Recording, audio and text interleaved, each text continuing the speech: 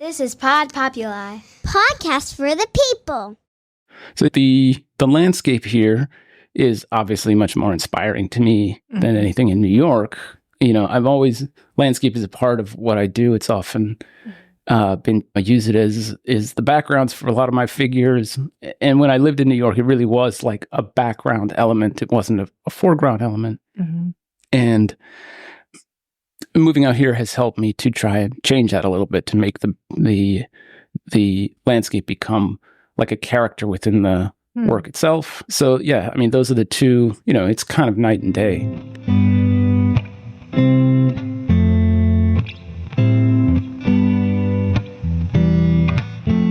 Hi, everyone. I'm Kathy Henry of Living in Santa Barbara. In this episode, I sit down with Jansson Stegner, a remarkable artist from New York, another incredible talent that's been flying under the radar in Santa Barbara, with a style influenced by masters like Otto Dix, Baltus, and El Greco. Jansson's work distorts and elevates the human form, blending reality with psychological depth. In typical humble fashion, Jansson remains modest and embodies the quiet brilliance of many hidden gems in the Santa Barbara community. Join me as I welcome Jansson and learn more about his artistic journey and the journey to Santa Barbara. Hi, Jansson. Hi. Well, nice to meet you. Thanks. Yes. Thanks for coming to my studio. Sure. We were just saying how we met by chance. Right. Mm-hmm. Yeah. That's right. I was telling you about the podcast.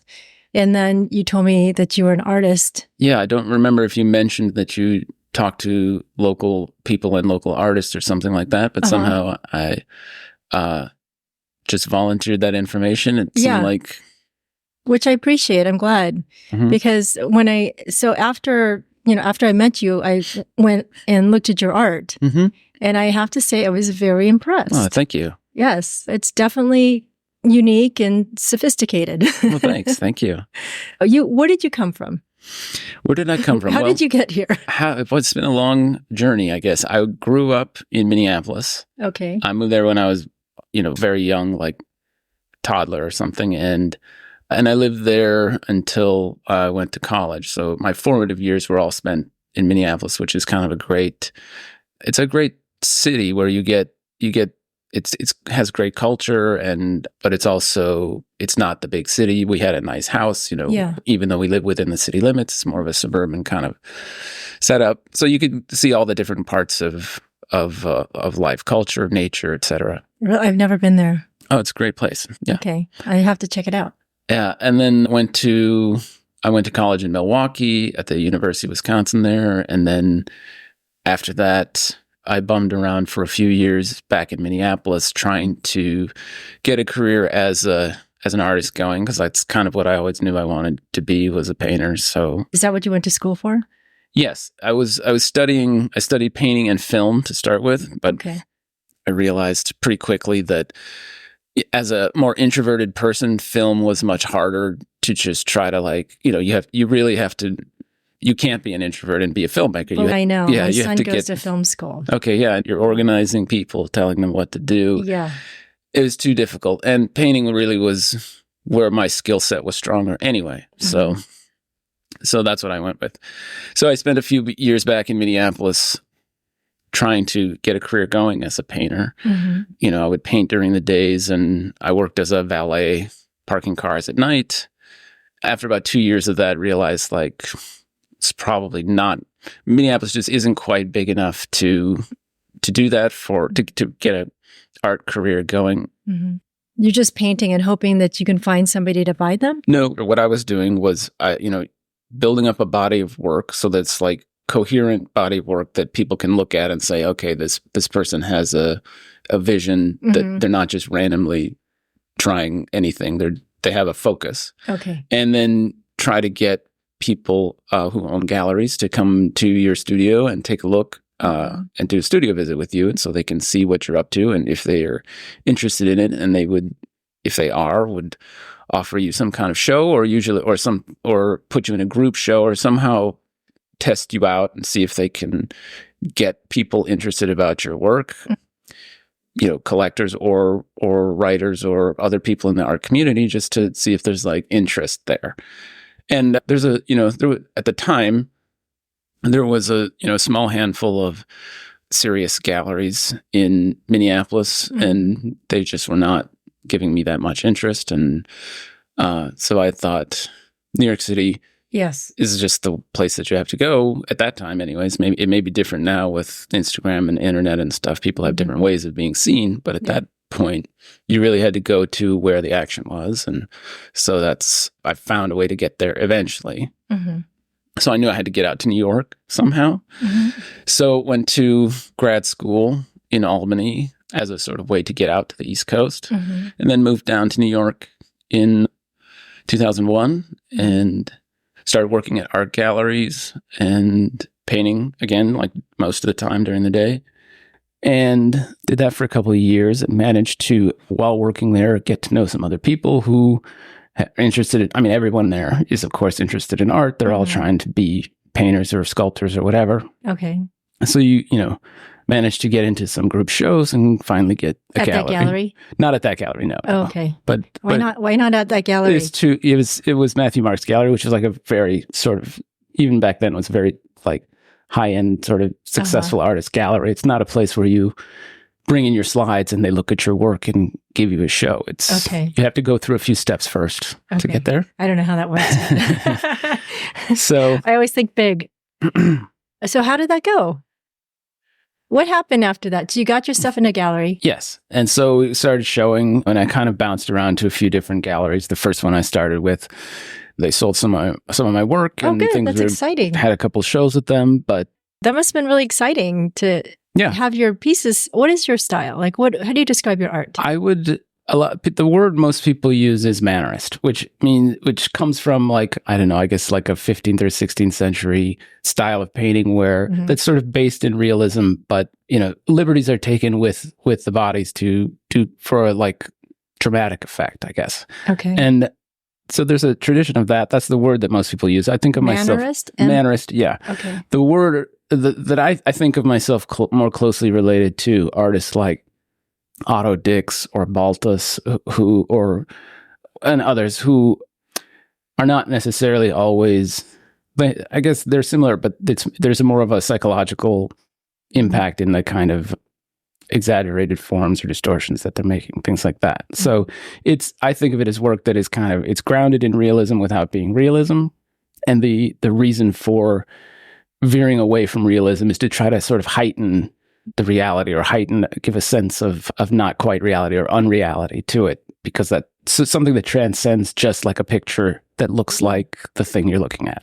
So it was good to be showing at a gallery and getting work sold. And after a couple of years of living in New York, I was able to quit the day job and work in my tiny studio making work. And I kind of bounced around from a few different galleries. And and it's been kind of like that for we spent about 18 years or so in New York, and then moved out here 2019, I think. Okay. Why did you move? I was willing to try something different. So are you guys living in Manhattan or? In Queens. Oh, in Queens. Okay. Yeah. So we came out here, and I've been basically continuing the same kind of lifestyle, except in a totally different place. I spend my days painting, spend my evenings like making dinner for the kids or whatever else. Was that a big adjustment for you? Yeah, it was really big adjustment. What's the difference? What's the difference? The difference, right? Well, yeah, it's completely different, right? Like it's New York there's a huge art scene there, and it's widely varied and it's international, and there are literally hundreds of good galleries there, and so you can kind of like, you go out on a Thursday night when a lot of openings are, and you can go to Chelsea or to the Lower East Side, and you can go see 30 shows or something like that, and which is really great. It's something that I miss about New York. Was it easier to sell because you were in New York? No, it hasn't made that much of a difference for me right now, because fortunately, like, I guess my career is established enough before we left. Good thing you did that before you left. Right. So I had, good relationships with a few galleries, and so they're able to sell the work without me having to be there. Plus, it helps that everyone's online now, and you can see work through JPEG and stuff like that. So you don't necessarily have to be right at the heart of the action to sell your paintings. So yeah, that's that's one major difference. I mean, but also the here is just, I mean, it's one of the most beautiful places I've ever been, and it's the weather is perfect. Had you been to Santa Barbara before? No. Mm-mm. You had nothing. She got a job. Yeah, we had thought like we might try LA or we might try San Francisco, but then the job she got was in Carp, and so we looked a little bit at Ventura even, but it was, we liked the schools better here. Yeah.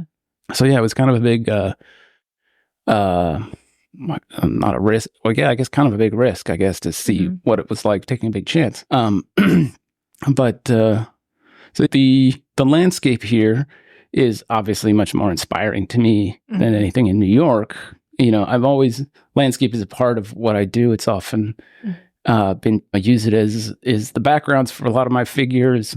And when I lived in New York, it really was like a background element. It wasn't a foreground element. And moving out here has helped me to try and change that a little bit, to make the landscape become like a character within the work itself. So yeah, I mean, those are the two, it's kind of night and day, New York and Santa Barbara. Just being here is spread out.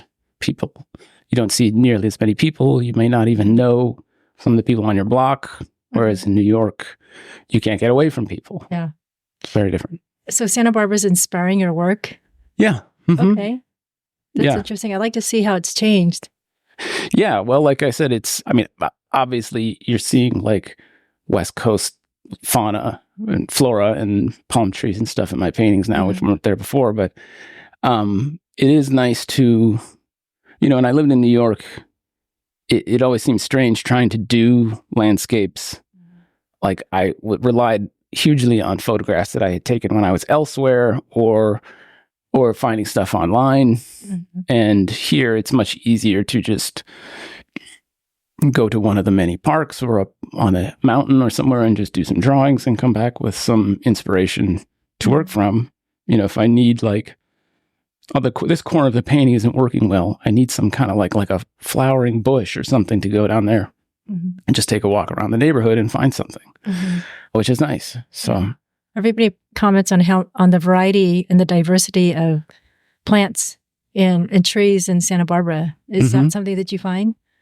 Yeah. No, I think it's amazing. It's kind of like a different world here. Like the landscape that I was most inspired by before I came here was like sort of European forests and mountains, and think like Switzerland and things like that. And did you spend much time there? A little bit, but it was kind of part of a fantasy landscape that I was creating for these figures. And it's nice here to be in a real landscape that is inspiring, and to use that instead of creating like a fantasy landscape from imagination or from collaging elements together, to create a kind of unreal landscape from a real landscape. It's easier, it makes more sense, and it's more interesting.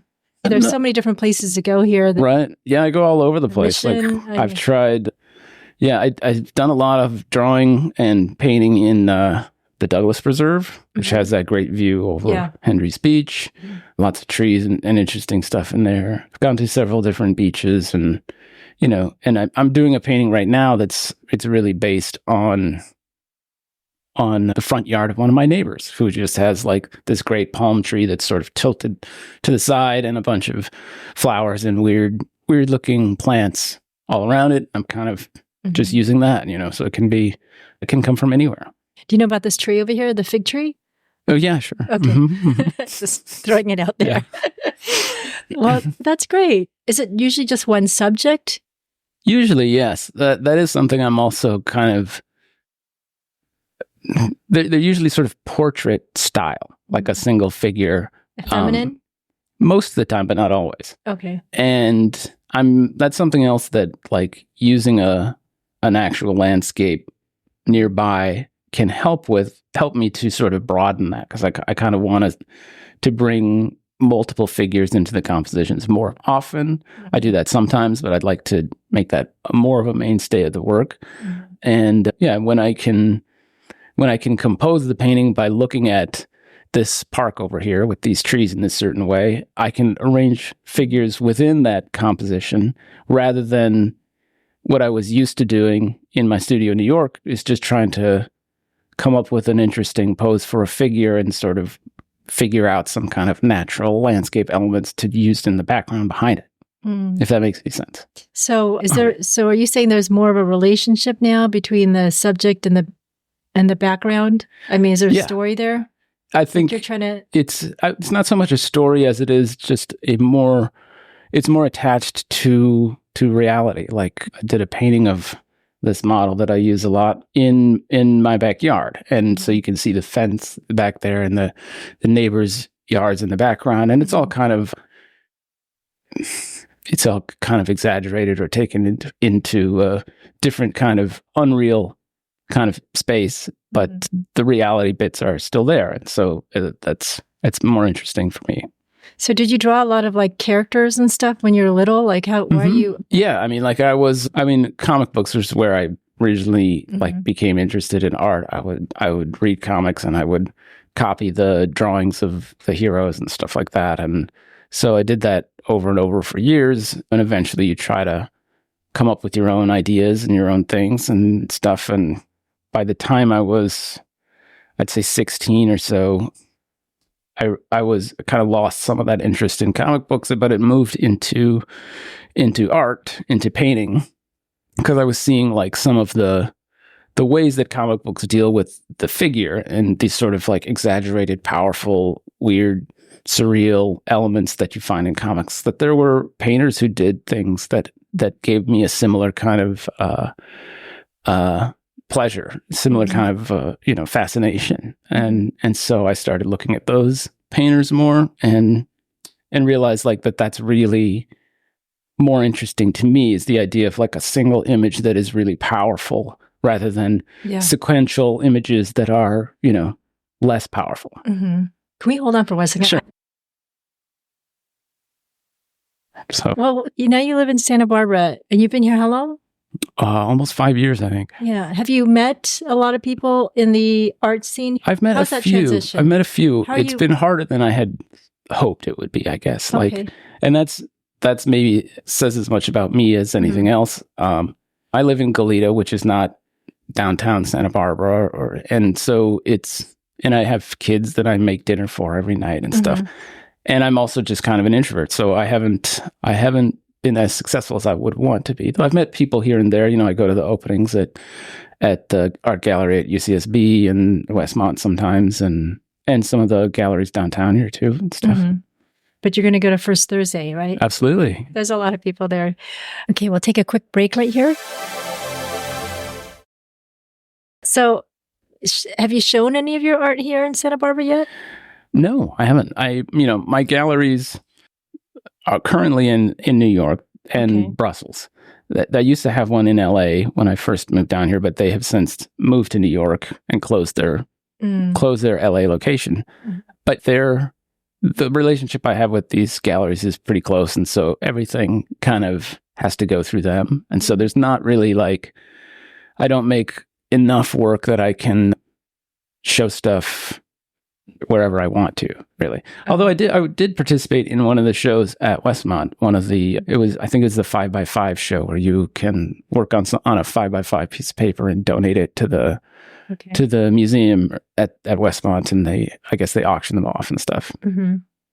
How do you get your work in a gallery? You just meet people and you show them your work, and you're good at hustling? Am I good at hustling? I mean, do you have to hustle? You do have to hustle, yeah. But especially at the beginning of your career. I've done less hustling lately. I don't like hustling, but it does. Right, exactly. So, what you need to do is you have to get your work in front of somebody's face who can open a door for you, basically. So, and that's typically people who own galleries. And when I was younger, 25 years ago, when I was first starting out, you had to get you either have a friend who's running a group show somewhere and get your work in there, and hopefully maybe someone sees it, maybe someone in a local paper writes about it or something like that. But you just kind of have to slowly build relationships with people. That's why can be so important to be, physically in a place where there's just a lot of action going on. You meet people, people, they show your work, someone else sees it. They say, "Oh, I like this. Someone introduced me to this guy," something like that. It's really, it's kind of hustling and word of mouth to get started. But there's a social element to it. Oh, yeah. Mm-hmm. Yeah, at some point. Can you have a piece or something? Does it have to be, is it because you have to have a lot of your work in one place? Or Not necessarily. Okay. No, I mean, like if the right opportunity came up, someone was doing a show that I thought was interesting, it'd have to be part of a group show. I can't give 8 paintings to somebody to show here because I just don't work quickly enough to do something like that. 8 paintings might be a year's output for me, So, if I was invited to a group show that I found interesting, that was at a great gallery, I'd be willing to show something here for sure. Yeah. So it takes over a month to... It totally depends on the size. Because the biggest paintings I do are 6 or sometimes 6.5 feet by 4 feet. Smaller painting can be as small as 18 by 24 inches, and so that's a really big painting can take a couple of months from start to finish. Okay. Well, thanks for all the education about art. It would be great to see your stuff. And how does somebody find you so they can see? The easiest way is just on Instagram. I'm at Jansson Stegner, my name. Okay. How do you spell that? JANSSONSTEGNER. Okay. I also have a website. It's just the same name, but I've been really bad about keeping the website up to date.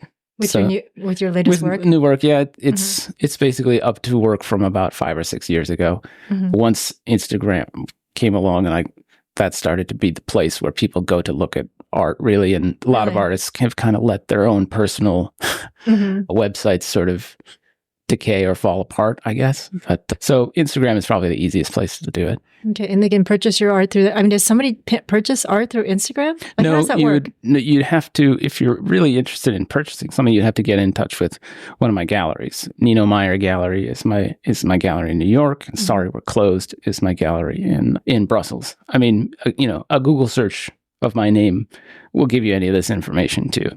So do they have an exclusive on your work? More or less, yeah. I mean, I can participate in group shows and things like that, but it's usually arranged through them in some way because they represent me, so that we have a long sort of exclusive relationship together, and it's mutually beneficial that way. And, okay. All right. Well, thanks. It was great to meet you. Yeah, you too. Thanks a lot. All right. Thank you for listening. To view Jansson's art or learn more about him, please check out his Instagram and his website. His Instagram is at Jansson Stegner, which is JANSSONSTEGNER, and his website is www.janssonstegner.com. Thank you. And if you enjoy the show, please share it with those you care about and give it a great rating on the podcast homepage.